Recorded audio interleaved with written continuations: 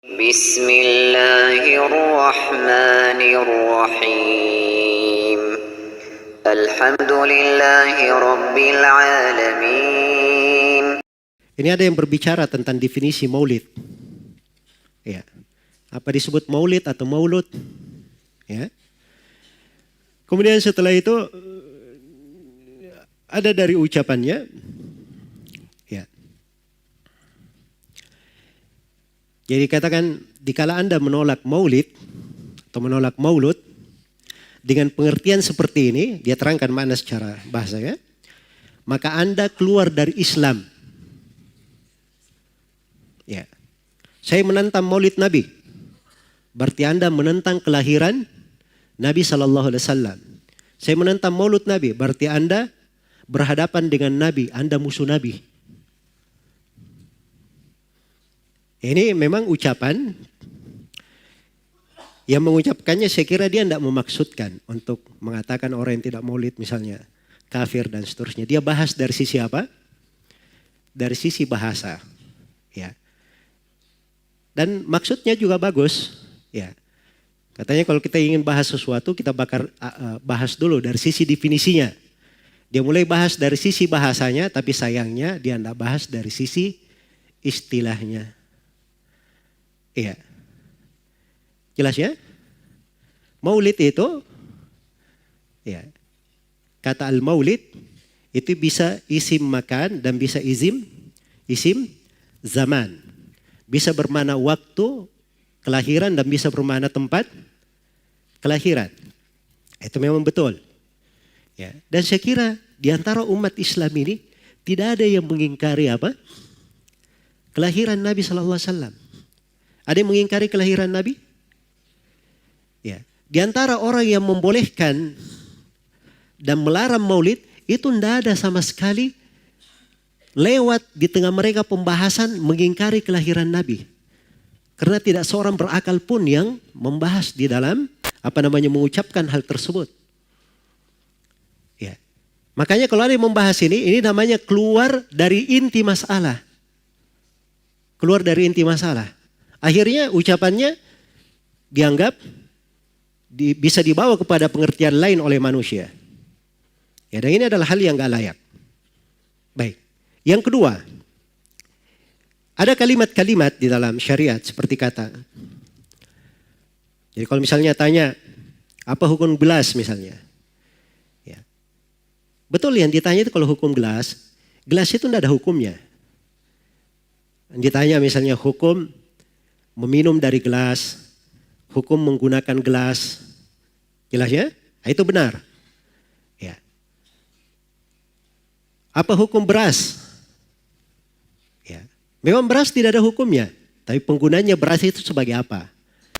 Sebagai zakat, sebagai makanan. Nah, itu yang dibahas tentang hukumnya.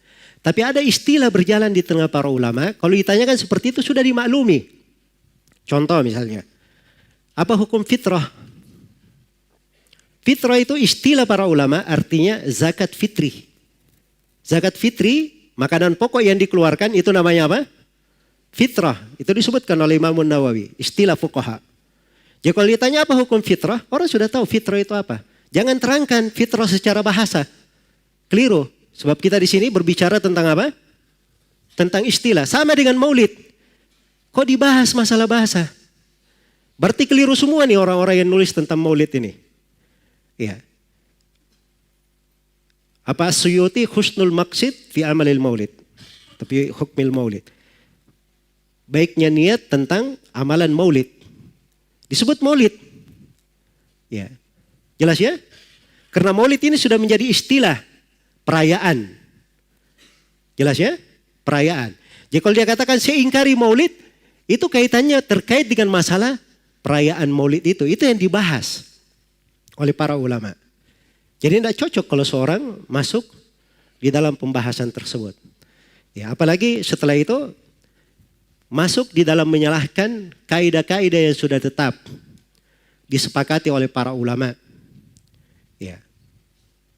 Ini dari ucapannya katanya. Jadi katanya jangan ketika maulid bidah, Masya Allah. Katanya antum itu bid'ah dari kepala sampai kaki. Ya. Saya luar biasa kesal. Kadang ada orang yang bikin perbandingan begini. Maulid Nabi. Zaman Nabi tidak ada, coret. Zaman sahabat tidak ada, coret. Zaman tabiin tidak ada, coret. Zaman ini ada. Ya, kalau begitu dia apa namanya? Bid'ah. Ya. Baik. Jadi katanya kalau antum kalau mengamalkan hukum seperti ini fatal katanya. Ya, ini fatal. Zakat pakai beras diberi contoh. Zakat pakai beras. Zaman Nabi coret, zaman sahabat coret, zaman tabi coret, zaman ulama coret. Ya zaman antum ada, berarti antum bid'ah pakai beras. Ini pertama masuk di dalam hal yang dia menyelisihi kaidah yang sudah jelas. Itu benar kaidahnya. Tidak ada di masa Nabi dan para tabi'in, tidak ada di masa Nabi, para sahabat, para tabi'in. Dari hal memang diterangkan yang tidak ada itu kayak bagaimana bentuknya. Dari hal yang di masa Nabi itu sebabnya ada. Iya. Konsekuensi hal yang menyeru untuk melakukannya itu ada dan tidak ada penghalang di masa Nabi. Yang seperti ini itu tidak bisa menjadi apa? Menjadi syariat. Pasti dia masuk ke dalam bid'ah. Ada di masa Nabi. Bisa dikerjakan. Sebabnya ada. Ya, diperlukan. Tapi tidak dilakukan oleh Nabi dan para sahabatnya, maka itu apa? Masuk di dalam bid'ah. Jelas ya? Atau hal yang ditinggalkan oleh Nabi, para sahabat, para tabiin, memang mereka sengaja meninggalkannya. Maka ini siapa yang mengerjakannya berarti dia adalah apa? Adalah bid'ah. Ini memang kaidahnya di situ. Jangan dibolak-balik. Memang betul, tidak semua yang tidak ada di masa Nabi itu bukan bid'ah. Mobil tidak ada di masa Nabi. Bid'ah atau bukan mobil? Ya, bid'ah secara bahasa, tapi secara syar'i apa? Tidak. Dia dibolehkan. Ya, jangan masuk dalam pembahasan itu. Fokus, katanya fokus. Ini keluar pembahasan. Ya. Keluar pembahasan. Jelas ya? Terus memberi contoh beras. Ini saya nggak tahu zakat apa yang diinginkan. Kalau diinginkan zakat adalah zakat hasil bumi, maka beras masuk di dalam keumuman ayat. Wa atu haqqahu yawma hasadi. Kalau dia inginkan dengan zakat adalah zakat fitri, maka beras masuk di dalam keumuman hadits sa'an min ta'am. Satu sok dari makanan. Bukan gandum, bukan ini. Tapi makanan. Makanan, beras masuk makanan atau bukan? Makanan. Berarti ada dalilnya dari Al-Quran dan hadits. Jangan langsung bilang, oh tidak ada di masa Nabi. Dari mana dia bilang tidak ada? Iya. Ini karena kurang detail di dalam apa? Melihat dari dalil-dalil. Ya. Siapa yang mengatakan bahwa mushaf itu dikumpulkan itu di masa Utsman? Tidak ada di masa Nabi sallallahu alaihi wasallam. Memang tidak ada di masa Nabi, tapi Nabi sallallahu alaihi wasallam sudah memberikan pondasi-pondasi syariatnya. Iya. Beliau perintah kepada Abdullah bin Amr bin As menulis dari beliau. Beliau berkata kepada para sahabat, "Uktubu li Abi Syah." Iya. Ini semuanya dari dalil-dalil yang menunjukkan bahwa penulisan itu adalah hal yang apa? Hal yang dianjurkan oleh Nabi. Karena itu ketika dikumpulkan, itu berjalan sesuai dengan kaidah-kaidah yang sudah diterangkan oleh Nabi sallallahu alaihi wasallam. Sama dengan sholat tarawih. Ya. Memang di masa Nabi tidak ada sholat tarawih setiap hari. Tapi sholat tarawih itu pernah dilakukan oleh Nabi. Pernah dilakukan oleh Nabi. Walaupun cuma 3 malam beliau keluar. Dan alasannya beliau tidak lakukan setiap hari ada. Karena khawatir akan diwajibkan kepada siapa? Kepada umatnya. Jadi jangan dikatakan tidak ada dalilnya. Iya. Kadang pendalilan itu tidak harus secara nas.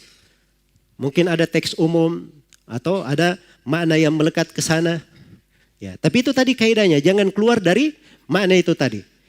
Jadi sesuatu itu kalau dia tidak ada di masa Nabi, padahal ada hal yang mengharuskan hal itu dikerjakan, ya. Sebabnya dan perkara itu juga tidak ada yang menahannya, tidak ada mani di situ, maka yang seperti ini itu adalah hal yang tidak boleh ada yang masuk di dalamnya. Bukan perkara yang apa? Bukan perkara yang disunnahkan. Nah, itulah pembahasan Maulid. Ya. Alasan Maulid apa? Cinta kepada Nabi. Cinta kepada Nabi, semua orang cinta kepada Nabi atau tidak? Iya. Makanya kita tanyakan, kalau memang cinta kepada Nabi, tidak ada yang lebih cinta kepada Nabi melebihi para sahabat Rasulullah SAW. Mereka tidak ada yang bikin maulid. Ya. Jadi sebabnya ada di masa Nabi SAW. Tapi tidak ada para sahabat yang melakukannya. Menunjukkan bahwa itu tidak disyariatkan. Dan tidak ada penghalang. Ya. Menunjukkan bahwa itu bukan syariat. Nah, itu cara memakai kaidah. Jangan mencampur baurkan antara ini dan itu.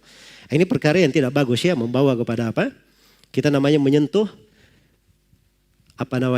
pembahasan-pembahasan yang sudah dikaji secara ilmiah oleh para ulama. Di ilmu usul fikih itu pendalilan itu ada sumbernya. Ada dari Al-Quran, ada dari hadits, ada dari ijma, ada dari qiyas, ada dari ucapan sahabat. Ya, sebagiannya ada yang menghitung istihsan, ada yang berdalil dengan amalan penduduk Madinah.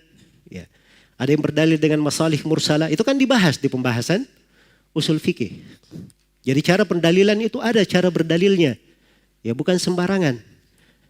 Jangan seorang itu kalau dia tidak sependapat dengan orang lain, keluar darinya kalimat-kalimat yang kalimat ini tidak cocok di dalam apa? Di dalam ranah silam pendapat. Baik, jadi ini mungkin yang bisa saya terangkan di pertemuan ringkas ini. Walaupun banyak sudut ya saya belum jelaskan. Tapi mudah-mudahan apa yang dijelaskan pada pertemuan malam ini bermanfaat untuk semuanya. Wallahu ta'ala alam.